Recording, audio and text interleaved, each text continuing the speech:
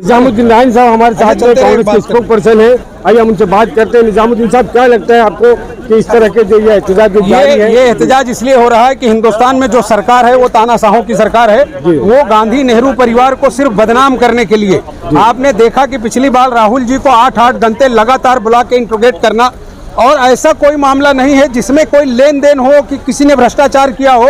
जिस तरह की चीजों पर वो ये कर रहे हैं, सिर्फ उसका एक ही मकसद है, किसी तरह से गांधी नेहरू परिवार बदनाम हो जाए, क्योंकि देश के किसी और नेता में वो दम नहीं है जो देश की समस्याओं को देश के सामने, जनता के सामने लाए। और न सिर्फ हिंदुस्तान बल्कि दुनिया भर में आज जिस तरह की बदनामी इनकी हो रही है, ये आप देखना कि ये मुल्क तबाह और बर्बाद करके छोड़ेंगे। आज हालत ये हो गई है कि बहुत अच्छे लोग ये देश छोड़कर, तकरीबन 1 करोड़ कुछ लाख लोगों ने पिछले 7 सालों में हिंदुस्तान छोड़ा, वो बाहर जा रहे हैं। और गरीबी की हालत ये है कि आज खाने को पैसे, यानी ये हालत है कि 2 वक्त की रोटी जो सरकार की जवाबदारी है वो मिलना चाहिए, आज वो भी मिलने के काम पर नहीं है।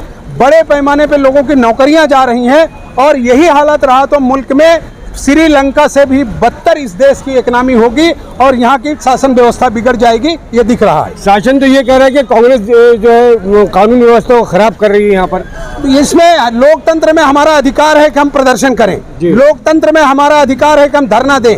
जनता की समस्याओं को लेकर अगर हम जाते हैं, महंगाई की समस्या को लेकर हम जाते हैं, तो हम यहाँ कोई लॉ एंड ऑर्डर है नहीं बिगाड़ रहे हैं। राज्य के प्रशासन के साथ मिलकर जो भी व्यवस्था है उस पर हम काम कर रहे हैं, उस पर ही सारे नेता आज यहाँ, आप देखिए कि सरकार में जो हमारे बड़े मंत्री थे वो भी सारे आज आंदोलन के लिए यहाँ हैं। हमारे पीसीसी के प्रेसिडेंट नाना भाऊ पटोले साहब, मुंबई के प्रेसिडेंट भाई जगताप हुसैन दलवाई, नसीम खान साहब, आज सारे लोग रोड पर इसलिए हैं क्योंकि ये सारी समस्याएं जिनको लेकर आज सब हो रहा है, ये इस देश में एक नई तरीके से हो रही है। ईडी पहले भी थी, हमारी भी सरकारें रही हैं, कभी इस तरह से राज्य के या देश के किसी भी विरोधी नेता को इस तरह से प्रताड़ित नहीं किया गया जिस तरह से बीजेपी कर रही है। बहुत बहुत धन्यवाद, थैंक यू।